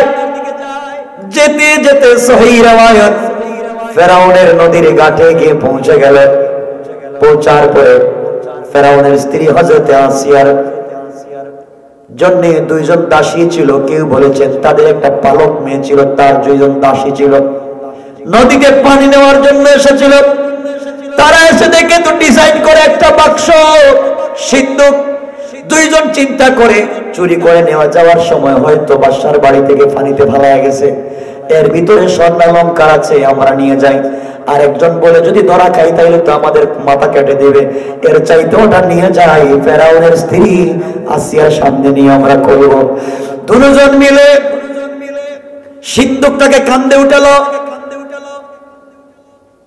মুসা আলাইহিস সালামের বোন দৌড়াইয়া মার কাছে এসে বলে, মা, যার বয় আমরা নদীতে বাসায়া দিছি হের ঘাটেই লাগছিল, ওর 2 দাসী উঠাইয়া বাড়িতে নিয়ে যায়, না জানি আমার ভাইয়ের মাথাটা হয়তো কাইটা ফেলেছে। মা বলে দিলেন, মেরে যা, ওখানে গিয়ে দেখ কি করে। ও বাড়ির সামনে দাঁড়ায় আছে 2 দাসী মিলে আসিয়ার সামনে যখন সিন্দুক রেখেছে। মা, আমরা এটা নদীতে পেয়েছি। খুলে দেখেন, আসিয়া দেখে তো ডিজাইন করা, এটা করতে গেল। খুলেছেন, খুলতে দেরি হয়েছে। আল্লাহ আগে মুসাকে ছোট মানুষ ওহি করে দিলেন। মুসা ঘুমাইছিল, এতক্ষণ ছিল মায়ের কোলে, এখন সিন্দুকের ভিতরে। যখন সিন্দুকের মুখটা খুলে দেওয়া হবে, আসিয়া যখন মুখটা খুলবে, আসিয়ার চেহারার দিকে তাকায়া তুমি একটা মুস্কি হাসি দিবা। আল্লাহু আকবার! একটা হাসিতে যেন কলিজায় ধরে যায়। সিন্দুকের মুখটা খোলা হলো, খুলতে দেরি হয়েছে। মুসা আলাইহিস সালাম আসিয়ার চেহারার দিকে তাকাইয়া যখন মুস্কি হাসলেন, আসিয়ার কলিজায় লেগে গেল। টান দিয়া খুলে উঠে নিয়ে বলেন, আহারে চাঁদের মতো চেহারা বাচ্চাটা, কার জানি বাচ্চা কোন দেশ থেকে আসছে, এই বাচ্চাটাকে আজকে থেকে আমি আমার ছেলে বানাইয়া দিব। কই যাইতেছে দেখতেছেন? হযরত আসিয়া রাজ সিংহাসনে দৌড়। ফেরাউন জিজ্ঞাসা কি হইছে? আসো, বহুত বড় একটা সুসংবাদ আছে। কি বইলা দাও, আমার মিটিং আছে। মিটিং বাদ দাও, তোমার কাছে জীবনে কিছু চাইছি আমি। আরে বসো। ফেরাউন তো বউর কথা আবার শুনে, যেমন আপনারা শুনেন, হাসে দেখে যায়। এমন বউর কথা শুনে বাংলাদেশের পাবলিক মা বাপরে দেখতে পারে না। কথা বলে ঠিক কিনা? মা বাপরে আর ভালো লাগে না। কত কথা বলবো, রাত্র তো গভীর হয়ে গেছে, গায়ে সোয়া 11টা। না লম্বা করবো না, আপনাদের কষ্ট হচ্ছে দেখতেছি। না কয় বাংলাদেশের যুবক বিয়ের আগে ঢাকা থাকে, আমেরিকা, কানাডা, অস্ট্রেলিয়া, ফ্রান্সে থাকে। মা কেমন আছে? বাবা কেমন আছো? ডায়াবেটিস কমছে? মা প্রেসার তোমার ঠিক আছে? সব খবর নেই। আর যেই দিন এই ভদ্র ছেলে বিয়া করে, বিয়ার পরের দিন থেকে তার লাইফে তার বউ, তার স্বামী, তার শালা, তার শ্বশুর শাশুড়ি ছাড়ার চৌকে কিচ্ছু দেখে না। এখন মারে টেলিফোন দেয় না, মারে আম্মা কয় না, মারে কই বুড়া, বাপরে কই বুড়া। আর শ্বশুর বাড়ি গিয়ে শাশুড়িরে কাম্মা আপনি কেন আছেন? আপনি আঙ্গুর খাইবেন না আপেল খাইবেন? শাশুড়িরে আঙ্গুর খাইবেন না আপেল খাইবেন? পিছনে বউ ছিল, বউকে আমার আম্মা আঙ্গুর খাইবো মানে আপেল খাইবো মানে, আমার মতো সব খায়। তো সব যখন খাই দিলে এক বোতল বিষ খাওয়াইয়া বাইরে ফেলা, সব খায়। শাশুড়িরে খাওয়া, তাহলে শ্বশুর আর শাশুড়িরে খাওয়া, মা বাবার নাম নাই। এমন যুবক আছে না নাই? এমন যুবক আছে বউরে যদি কুলে লইয়া সারাদিন হাঁটতে পারে, কোন শান্তি পায়? মা বাবার কথাই শুনতে পারে না। আছে না নাই? নিমক হারাম। চিন্তা করতেছেন মনে মনে, হুজুরে দাওয়াত দিছে কেন? নাকি ভালোই ছিল না? আসলে আমার বন্ধুগণ শুনেন, আসিয়া বলছেন, শোনো তোমাকে একটা কথা বলতেছি, আমি তোমাকে একটা জিনিস দেখাবো, এখন তোমাকে মানা লাগবে। কি? আমাদের তো কোনো বাচ্চা টাচ্চা নাই, আমার কাছে একটা জিনিস আছে, তুমি আগে দেখো, এরপরে তোমাকে বলবো। আচ্ছা, খুলছে বাক্স। মুসা আলাইহিস সালাম তাকায় আছেন, এই তো পাইছি আসিয়া, এটাই আমার দুশমন। তোমার মাথা পাগল হয়েছে, এটা বুঝলে কেন দুশমন? ওটা কই পাইছো? ও চেহারার দিকে তাকাইলে আমার কলিজায় পানি থাকে না। আল্লাহু আকবার। ছোট মুসা, এটা কলিজায় পানি থাকে না। আসিয়া রে, পাইছি রে, আমার শেষ। পাগল হইছো মিয়া তুমি? ফেরাউন, এই ছেলে কি তোমার দেশের? আমার দেশেরই তো। কদিকে বাক্সটা দেখেন তো, এটা কোন দেশের? দেখেন তো বাক্স। ফেরাউন না তো, বাক্স তো মনে হয় দেশের কোন মিস্ত্রি বানাইছে না। বুঝছেনই তো, এটা অন্য কোন দেশ থেকে বাইশা আসছে, আমাদের দেশের কোন মিস্ত্রি বানায়নি। কোথায় ঠিক আছে দেখতেছি, এটা তো আমাদের দেশের কোন মিস্ত্রি বানাইতে পারে না, অন্য কোন দেশের মিস্ত্রি মনে হয়। তাহলে আপনি তো আপনার দেশের বাচ্চাদেরকে জবাই করতেছেন, অন্য দেশের বাচ্চা তো আর জবাই করার কথা না। আমাদের কোনো ছেলে মেয়ে নাই, ওইটারে লালন পালন করি না কেন? এমন সময় আল্লাহ বলছেন, মুসা ফেরাউনের দিকে তাকে একটু হাসো না। আল্লাহু আকবার। মুসা আলাইহিস সালাম দিছে হাইসা, ফেরাউনকে আসিয়া আমার কুলে দিতে আমার ছেলে। আল্লাহু আকবার। আল্লাহ কয়, মুসা এখন তুই লালন পালন করবি, তুই বড় করবি, তুই খাওয়াবে, এরপরে তোর জুতা দিয়ে বাড়ি দিন। ঠিক না বলে? আল্লাহ তার নাম কেমনি বুঝায় আল্লাহকে। আমার মুসলমান বন্ধুগণ, সংক্ষেপ কথা বুঝাবার জন্য শুরু করেছিলাম। এক পর্যায়ে ফেরাউন বলল, আসিয়ারে, ছেলে যে সুন্দর দেখতে, চেহারা যে স্মার্ট, আর কোনো কথা না, এটা আমাদের ছেলে, ও বড় হবে আমাকে আব্বা বলবে। আল্লাহকে আব্বা ডাকাইতেছে, দেখেন তারা আব্বা ডাকবে, ও আমাকে আব্বা ডাকবে, আমার দেশের মালিক হবে। তুমি ঘোষণা করে দাও, আজকে পুরা দেশের মানুষকে আমি জবাই করে গরু খাওয়াবো, আমার ছেলে হয়েছে। কি খুশি তার ছেলে হয়েছে। পুরা দেশের মানুষকে দাওয়াত করে সে খাওয়াতে লাগলো। মুসা আলাইহিস সালাম আস্তে আস্তে বড় হলেন। মাঝে মাঝে ফেরাউন কুলে নিয়ে তাকে কোলে নিয়ে আদর করে। মুসা একটু বড় হলেন, বসতে পারেন, এই পর্যন্ত পৌঁছে গেলেন। একদিন আয়েশা বলছে, আসিয়া তুমি দেও না, সারাদিন বাচ্চাকে কুলে নিয়ে থাকো, আমার ছেলেকে আমার কুলে দাও। যে সময় আসিয়া ফেরাউনের কুলে দিতে দেরি হয়েছে, এমন সময় ফেরাউন মুসা আলাইহিস সালামকে চুম্বন দেওয়ার জন্য তার ঠোঁটটা মুসার কাছে আনছে। মুসা কোনো কথা নাই, আচ্ছা মতো একটা চর তার গালে মাইরা দিছে। কাছে এটা কি? এটা 30 মণ ওজনের দেখতেছি। এটাই আমার দুশ্মন রে যে মায়ের দিছে। কয় মিয়া আপনার তো পাগল হয়েছে, একটা বাচ্চা কিছু বুঝে না, আপনার একটা মায়ের দিছে, হয়তো ভুলে একটা পড়ে গেছে, এখন এটা হয়ে গেছে আপনার দুশ্মন। কয় না রে আসিয়া, বাচ্চা যতই ছোট হোক, থাপ্পড় তো আমার কলিজায় ধরে গেছে। বুঝতেছেন আমার বন্ধুগণ? মুসা কয় না, ফেরাউন কয় না না না, এটা বোঝা লাগবে। কেমনে বুঝবেন? লম্বা রেওয়ায়াত, এক জায়গায় রাখছে আঙ্গারা, আগুনের টুকরা, আরেক জায়গায় রাখছে স্বর্ণ অথবা খেজুর, খুরমা, যে কোনো জিনিস। ও আসিয়া, এখন দেখবো কোনটায় ধরে। যদি আগুনে ধরে বুঝবো বুঝে না, স্বর্ণ অথবা খুরমায় ধরে বুঝবো সব বুঝে। ওরে আজকে কাইটা ফেলো। ওই ঠিক আছে, কাইটা ফেলাই। মুসা আলাইহিস সালামের সামনে যখন সব রাখা হয়েছে, এমন সময় মুসা আলাইহিস সালামের হাত চলে যাইতেছিল স্বর্ণের দিকে অথবা খরমার দিকে। হযরতে জিবরিল আমিন আয়েশা টান দিয়ে হাতটা আগুনের মধ্যে লাগায় দিয়েছেন। আগুনে যখন হাত লেগে গেছে, কান্না শুরু করে, মুখের মধ্যে আঙ্গুল দিয়েছেন, জিহ্বা পুড়ে গেছে। হযরতে আসিয়া ধাক্কা দিয়ে ফেরাউনকে মাটিতে পড়ে, এবং তুই একটা গাধা, এটা বাচ্চা ছেলের জিন্দেগি নষ্ট করে দিতে চাইলে কিচ্ছু বোঝে না। আসিয়া বুঝলাম, আগুন বুঝে না, স্বর্ণ বুঝে না, কিন্তু থাপ্পড়টা তো এখনো মনে আছে। সব বুঝলাম, কিন্তু থাপ্পড় তো বলতে পারি না, আমার তো এখনো মনে হইলো ঘুম আসে না।